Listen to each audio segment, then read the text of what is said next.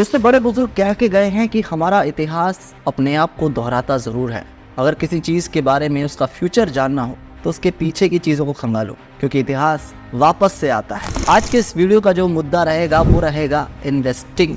अगर आप इन गर्मा गर्मी के माहौल में इन्वेस्टिंग करने का सोच रहे हैं, जो इलेक्शन का ये माहौल चल रहा है, तो कौन से वो सेक्टर है जिसमें आप कंसिडर कर सकते हैं इन्वेस्टिंग, और किस तरह से आपको इस वॉलेटिलिटी के साथ खेलना है जो आने वाले कुछ समय में आपको देखने को मिलेगी स्टॉक मार्केट में, वो मैं बताऊंगा in the end of the video. तो स्टे ट्यून्ड। चलिए शुरुआत करते हैं आज की इस वीडियो की। तो दोस्तों आज हम बात करने वाले हैं निफ्टी 50 के बारे में। अगर आप निफ्टी 50 में कंसिडर करना चाह रहे हैं अपनी इन्वेस्टिंग को, तो आज निफ्टी 50 को लेकर और पिछले 4 इलेक्शन को मैंने इवेल्युएट किया है कि कैसा इस इंडेक्स का रिजल्ट रहा है, कैसा इसने परफॉर्म किया है, कितनी इसकी वॉलेटिलिटी रही है और क्या इसका पीई रेशियो रहा है। तो 4 इलेक्शन जो मैंने लिए हैं वो है 2004, 2009, 2014 और 2019। आइए चार्ट के जरिए समझते हैं। तो दोस्तों वक्त है ये 2004 का, और उस टाइम पे हमारे प्रधानमंत्री बने थे जिनको हम एक्सीडेंटल प्रधानमंत्री भी कहते हैं, उनके ऊपर मूवी बन चुकी है, मनमोहन सिंह। जी हाँ, 2004 का ही आपके सामने चार्ट है। यहाँ पर जो रिटर्न था उस टाइम पर निफ्टी 50 का 8.71% का चल रहा था। कब? 6 महीने पहले इलेक्शन होने से। और जैसे जैसे इलेक्शन पास आते जाते ये जो रिटर्न है वो कम होता जाता। जैसे कि आप मेरे स्क्रीन पे देख सकते हैं, 3 महीने पहले आपको नेगेटिव 10.25% का रिटर्न देखने को मिला, फिर 2 महीने पहले -5.23% का रिटर्न, देन 1 महीना जब रह गया तो ये 8.57 जो नेगेटिव में है वो देखने को मिला। जिस दिन रिजल्ट अनाउंस हुआ उसके 10 दिन के बाद ये देखा गया कि ये और गिर रहा है, मतलब मार्केट में वॉलेटिलिटी जो है और बढ़ गई है। जैसे कि आप मेरे स्क्रीन पे देख सकेंगे, 10 दिन के बाद -9.16%, देन 1 महीने के बाद -12.17%, एंड देन 6 महीने के बाद वापस से 9% के आसपास पहुंच गया है। और इसने शुरुआत जो थी वो यहीं से की थी। इससे हमें एक चीज समझ में आई, वो ये है कि जब आपकी इलेक्शंस आते हैं तो रिटर्न जरूर गिरता है। जैसे कि आप सामने देख पा रहे हैं, शुरुआती 6 महीने में काफी वॉलेटिलिटी देखने को मिली, देन हो ना हो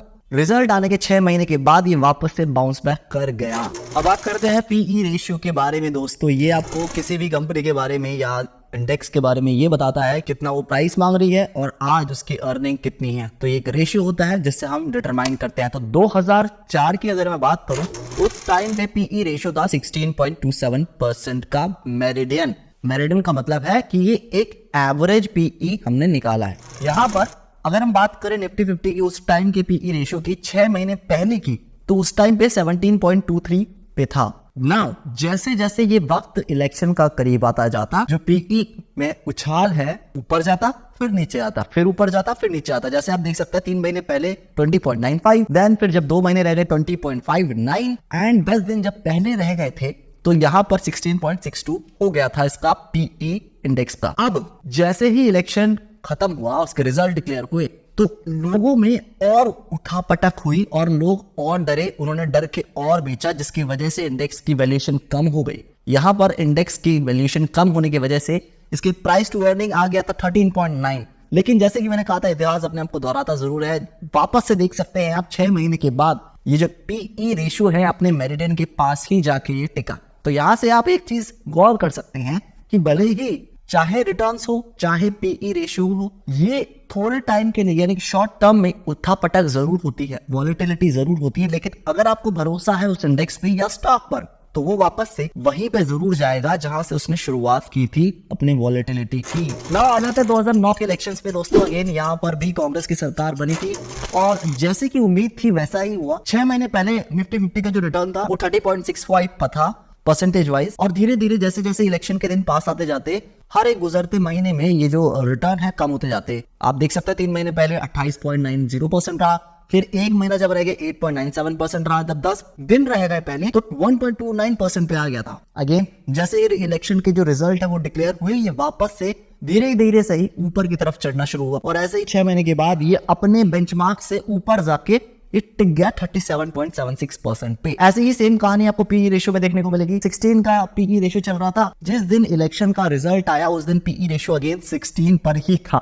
इसका मतलब ये है कि जो इन्वेस्टर्स थे वो ज्यादा डरे हुए नहीं थे। जैसे ही इलेक्शन का रिजल्ट डिक्लेयर हुआ उसके बाद भी आपको कुछ खास मोमेंटम देखने को नहीं मिला। क्यों? क्योंकि बहुत ज्यादा ये लोग को भरोसा था कि दोबारा से सरकार वही आएगी जो 2004 में आई। अब जैसे ही इलेक्शन का रिजल्ट आया उसके 10 दिन के बाद जो पीई है वो 17 का हो गया, और ऐसे ही 3 महीने के बाद वो 18 का हो गया, और 6 महीने के बाद वो 19 के मल्टीपल पे चला गया। यानी कि लोग को भरोसा था कि ये गिरेगा नहीं, इस वजह से उन्होंने महंगे प्राइस पर भी इसे खरीदा। तो यहां से हमने क्या सीखा? हमने ये सीखा कि भाई शुरुआत में ना यार गिरता ही है, शुरुआत में कोई भी इंडेक्स है वो थोड़ा गिरेगा, लेकिन अगर उसके फंडामेंटल सही हैं और आपको भरोसा है वो वापस से फॉल बैक ऑन या तो वहीं पे होगा या थोड़ा सा ऊपर जाके टिक जाएगा, अनटिल एंड अनलेस कोई झटका ना लगे बाजार को झटका कब लगता है? बाजार को झटका तब लगता है जब कोई नई सरकार बन जाती है, तो उससे एक बहुत बड़ा झटका मार्केट को भी लगता है, आपके दिलों को भी लगता है। अब जिस झटके की मैं बात कर रहा था वो झटका लगा 2014 में। 2014 में सबको लग रहा था कि यार मोदी तो नहीं आएगा, लेकिन 2014 में बनी बीजेपी की सरकार, और यहाँ पर आप सामने देख सकते हैं रिटर्न्स। निफ्टी 50 6 महीने पहले 18.94% पे था, और जैसे जैसे वक्त करीब आता जाता, अगेन जैसे कि पता ही है आपको, ये रिटर्न्स कम हुए। लेकिन मजे की बात ये है कि जब रिजल्ट डिक्लेयर भी हो गए तब भी रिटर्न है वो देखने को नहीं मिला। यहाँ पर 10 दिन के बाद 2.17% का रिटर्न, फिर 1 महीने के बाद 4.59% का रिटर्न, फिर 2 महीने के बाद 5.85% का रिटर्न, और 3 महीने के बाद 8.17% का रिटर्न, 6 महीने के बाद 16.48% का रिटर्न। मतलब जहां पहले था उससे ये नीचे आकर टिका। ये होता है जब कोई सरकार बदलती है। और अगर हम मेरिडियन पीई की बात करें तो उस टाइम पे 5 साल का मेरिडियन पीई चल रहा था 18.96 का, और 10 साल का जो मेरिडियन पीई चल रहा था वो चल रहा था 18.58 का। यहाँ पर लोगों को पता था कि चाहे सस्ता हो चाहे महंगा हो हम तो खरीदेंगे, और लोगों ने दबा के खरीदारी करी। यहाँ पर 6 महीने पहले 17.76 के मल्टीपल पर लोगों ने खरीदा, 6 महीने पहले जब रिजल्ट आने वाला था। और जैसे ही रिजल्ट आया ये जो पीई बढ़कर हो गया 19.93, यानी कि अपने मेरिडियन से ऊपर की तरफ ये ओवर वैल्यूड की कैटेगरी में आ चुका था। जैसे ही रिजल्ट डिक्लेयर हुआ ये और बढ़ा, 20.32 के मल्टीपल पे आ गया ये पीई, और धीरे धीरे जैसे जैसे वक्त आगे बढ़ता जाता लोग महंगे दामों पर भी इस इंडेक्स को खरीदते रहते। इसका मतलब ये है कि लोगों को उम्मीद थी कि रिटर्न आएगा, लेकिन रिटर्न उतना आया नहीं। इसी वजह से उन्होंने क्या काम करा, उन्होंने ओवर वैल्यूड पर भी इस इंडेक्स को खरीदा। हाँ जी, अब आ जाते हैं 2019 के इलेक्शन में। सबको पता था, एंटिसिपेटेड था कि वापस से बीजेपी की सरकार बनेगी, और हुआ भी वही।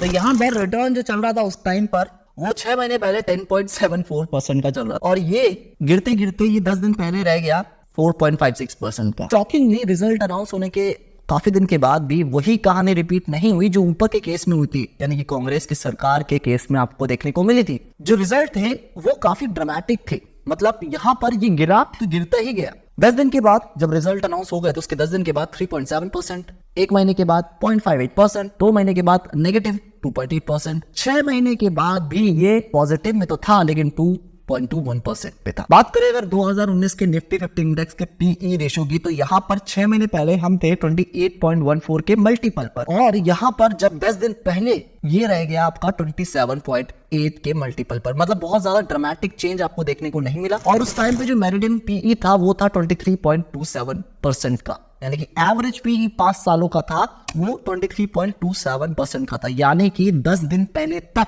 इलेक्शन होने के ये ओवर वैल्यू था हमारा इंडेक्स। अब जैसे ही रिजल्ट आता है उसके बाद भी आप देखें कि 6 महीने के तक और बढ़ गया, यानी कि 27 के मल्टीपल पर पहुंच गया। मतलब लोगों को भरोसा था उस टाइम पर भी कि उनको रिटर्न मिलेगा, इसी वजह से वो कंटिन्यू इन्वेस्टिंग करते गए, लेकिन रिटर्न उन्हें मिला नहीं। अब इन सारे इलेक्शन से ना हमें सिर्फ 2 चीजें सीखने को मिली। पहली ये है कि जब भी कोई सरकार तुरंत बदलती है तो आपको एक तो वॉलेटिलिटी बहुत ज्यादा देखने को मिलती है, लेकिन ये जरूरी नहीं कि वापस से रिटर्न भी उतने देखने को मिले। सेकंड चीज ये है कि अगर एंटिसिपेटेड भी होता है कि हमें मालूम है कि ये सरकार बनने वाली है, यही सरकार बनेगी, तब वो जो सरकार के बनने या ना बनने से थोड़े टाइम के लिए तो फर्क पड़ता है इंडेक्स में, यानी कि थोड़े टाइम के लिए वॉलेटिलिटी जरूर आती है, लेकिन over the period of 6 months to 1 year वो वापस इंडेक्स अपने उसी रिटर्न के पास जाके बैठता है या उससे ऊपर जाके बैठ जाता है। और same goes with PE ratios. अब बात करते हैं दोस्तों वो कौन से सेक्टर्स थे जिन्होंने काफी अच्छा परफॉर्म किया इन इलेक्शंस के दौरान।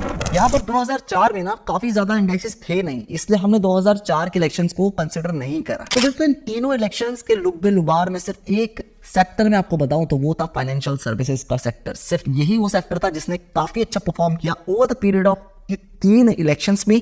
बाकी इसके अलावा और कोई भी सेक्टर नहीं था जिसने काफी अच्छा परफॉर्म किया हो। अगर हम 2014 के इलेक्शंस की बात करें या अगर हम बात करें 2019 की, तो इन दोनों इलेक्शंस में यहाँ पर निफ्टी बैंकिंग इंडेक्स ने काफी अच्छा परफॉर्म किया था।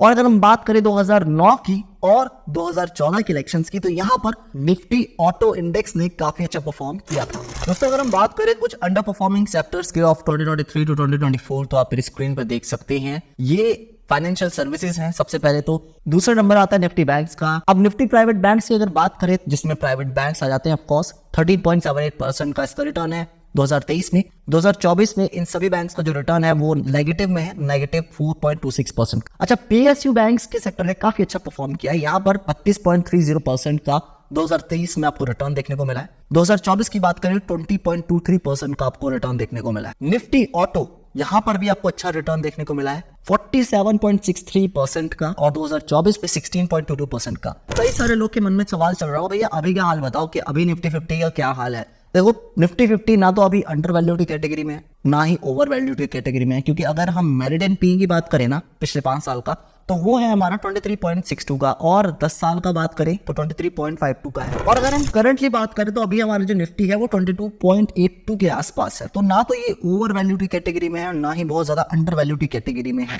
तो अगर आप इस टाइम कंसिडर कर सकते हैं तो कर लीजिए।